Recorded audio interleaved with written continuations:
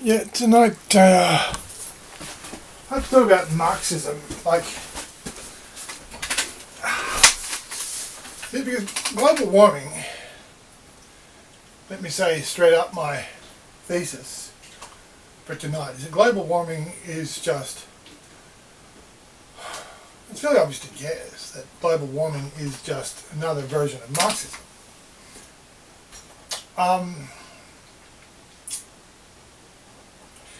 And that's because global warming, the whole global warming thing functions exactly like Marxist polemics, and it functions exactly like in society like Marxist theory, and like societies, organizations that fight global warming function exactly like Marxist groups, with the exact same, basically same identical methodologies, identical agendas, and it really basically very often it's to be noted that the Marxists and the leftists and the communists are the same people. I mean, and in a way, all the global warming stuff is just another version of Marxist theory, as far as they're concerned. Which sort of exists in their head simultaneously with anything else.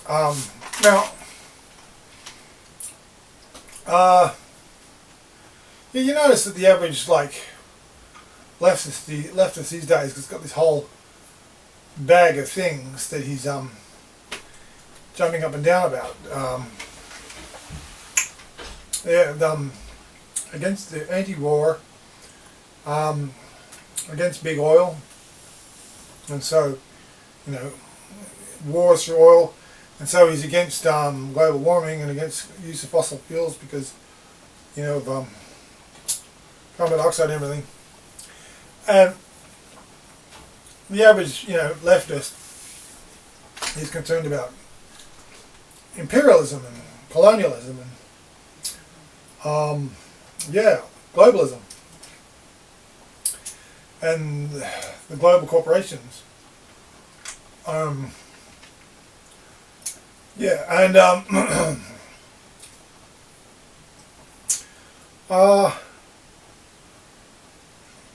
And world fascism or something, whatever that is. Fighting world fascism or something. But the thing is, you notice people like John Pilger. I mean, he's got his sort of portfolio of films is kind of like a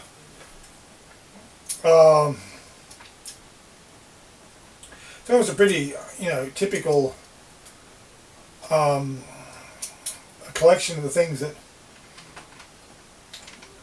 that Marxists or that leftists and Marxists are obsessed with. But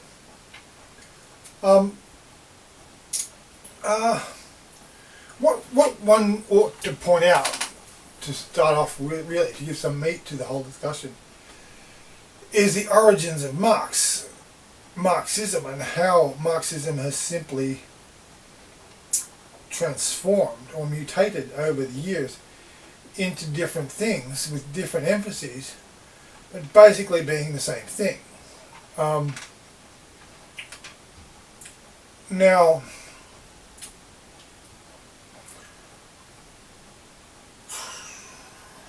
and what some people would label a wild internet conspiracy theory, that the Jesuits were behind the development of Marxism, and they were at its development, at its inception, and they've been using Marxism and world communism to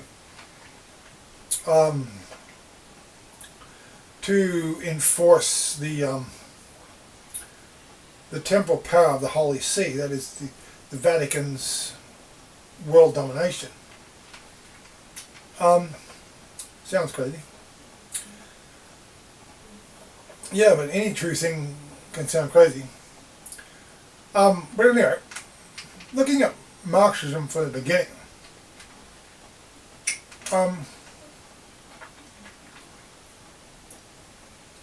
there were some things that Marx pointed out about, society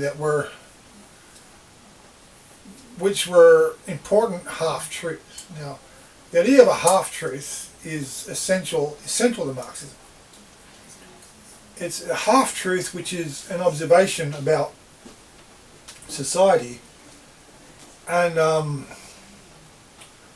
but the way Marxist dogma works, if you try to question it, they almost invariably turn on you and start accusing you of denying that the truth of the half-truth. Like if you say Marxism is extreme and wrong, and Marx doesn't analyze modern economics properly, they will say, well, are you trying to say that there aren't workers who are exploited? And they're trying to say, are you trying to tell me that there aren't greedy corporations? And are you trying to tell me that there aren't exploited workers? Just look, here, there, everywhere.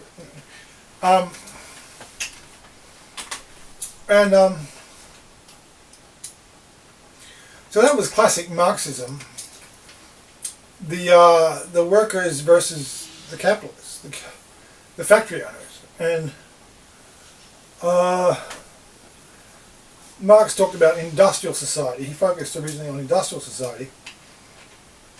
The exploitation of the workers by the factory owners. And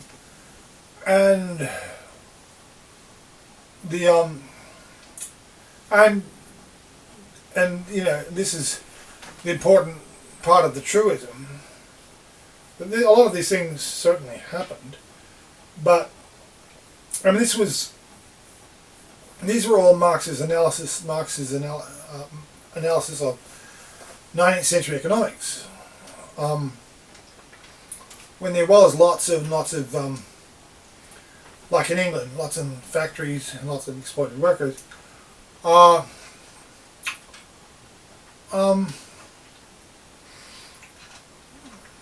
there's a lot of things that Marx tended to ignore, which was basically he had this. See, Marxism is at its heart a conspiracy theory. There's this conspiracy theory that it's a club, and there's a club, and the capitalists, and it's a big club, and there's a big club, and the wealthy capitalists run the show.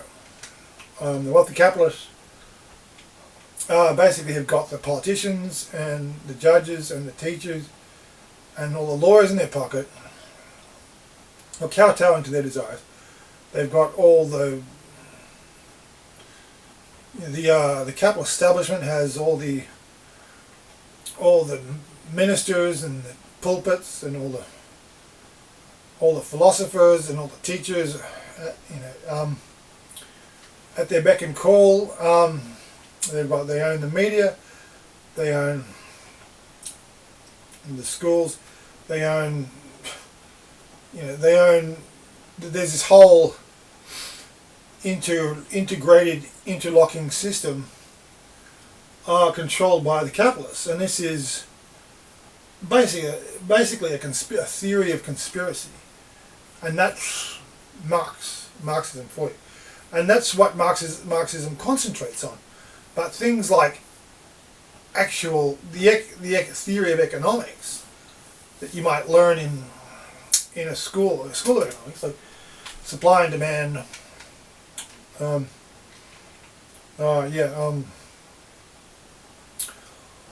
those sorts of things,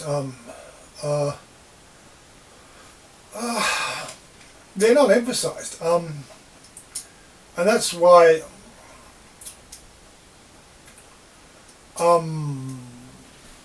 yeah, well, Marx's view of economics in London in Britain in the 19th century had some, well, it made some kind of sense, but I mean, there's one thing, I mean, because Marx focused on this conspiracy theory where society was a jail where the workers couldn't get out of, he didn't talk about just workers, I mean, people leaving England. People leaving England for the colonies, people leaving England for Australia or whatever, or gold rushes or in Victoria, or gold rushes in the Yukon or something.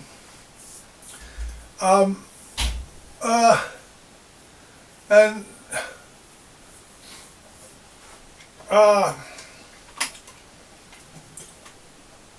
yeah, there was this thing going on that in Marx there was sort of this ignorance of practicalities. I mean, we are assured that religion is the opiate of the people. Da da da da. But I mean, but how does it work out in reality? I mean, society isn't a unanimous voice, and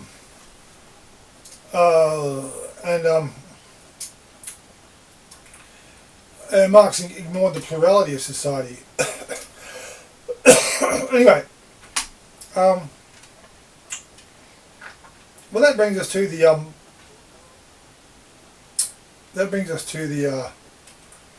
one of the first important metamorphoses of Marxism, and that was after the Communist Revolution, when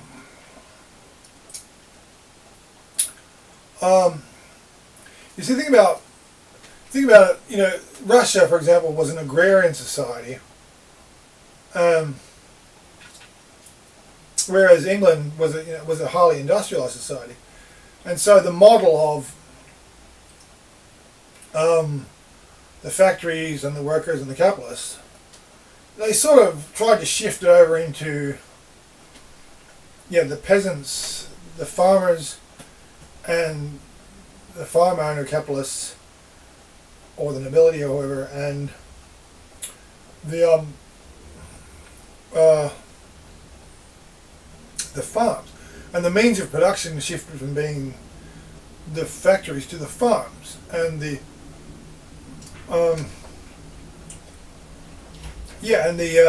factory owners shifted to the Russian nobility, say, the old Russian nobility, and the sort of the whole machinery of exploitation of the workers became the Russian state, and the Orthodox Church. So, I mean, the means of production, you see, this is the whole thing. Whereas, the workers, Marx would rant, the workers must seize the means of production. But he just ignored he ignored the actual basic practical difficulties, because a factory is not a means of production. A factory is a place where raw material is processed. And what is it? It's coal. You need water, you need wood, whatever you're making, steel, copper, rubber, India rubber, latex, fabric, cotton, whatever was going to the factory had to be sourced from somewhere. And this was, England being England, inevitably part of a giant intermeshed trading system. Britain trading with the continent, Britain trading with the colonies. So anything like iron ore, or copper, or anything, flax, wool, wheat, I mean, it all had to come from a colony, or to be purchased overseas somewhere. And so a factory is like the center of a giant intermesh network. And I mean, you know, the workers must seize the means of production, assuming it's worth something. I mean,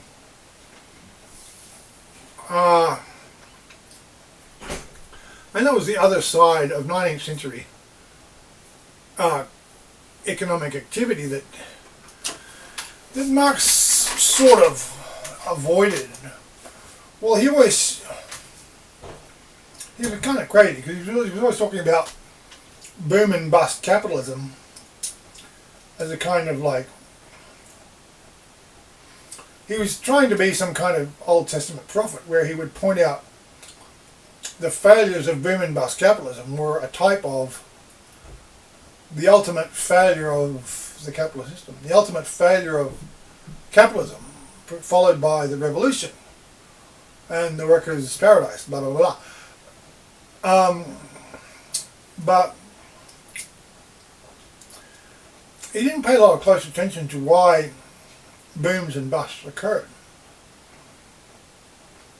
And for example, again, you know, if the workers seize the means of production, it's got to be worth something. It has to produce something worthwhile to improve the lives of the workers.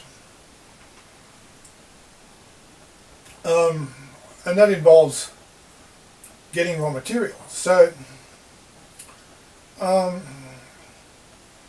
mean, if the workers form a big angry mob and get pitchforks and torches and go to the house or the mansion of the factory owner and just seize hold of him and throw him out of the top window and line up his henchmen and accountants and underlings and shoot them or whatever, line up against the wall and shoot them. I mean, this hasn't, the problem with this revolutionary idea, it hasn't begun to even address the real world problems. Which, you know,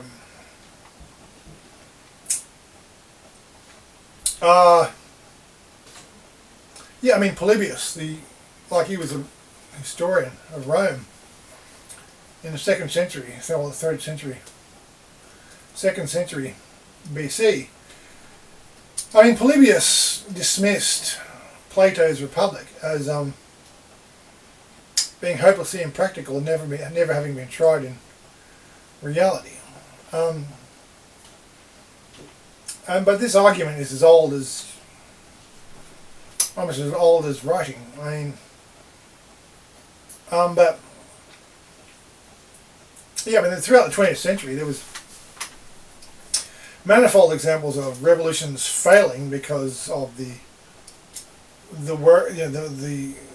idealistic peasants or workers just not really was wildly overestimating their abilities and underestimating the difficulties of running a productive society. At any rate, this is how Marxist theory has been forced to mutate from, it's just become a philosophy of revolution, and it's well, what a cynic might call a divide and conquer strategy of the communist hegemony, to constantly try to pick at some kind of strata of society that you can convince are being hard done by, and you can get them to rise up in revolution and promise them the world and everything. some freedom and liberation. Now this divide and conquer strategy of the communists has been in evidence, well, throughout the entire 20th century. There was communist revolutions in Europe, all over Europe in the 19th century.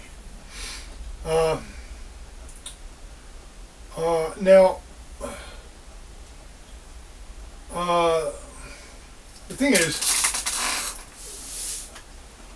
communist polemics, you wouldn't call it a philosophy, have just mutated over the years.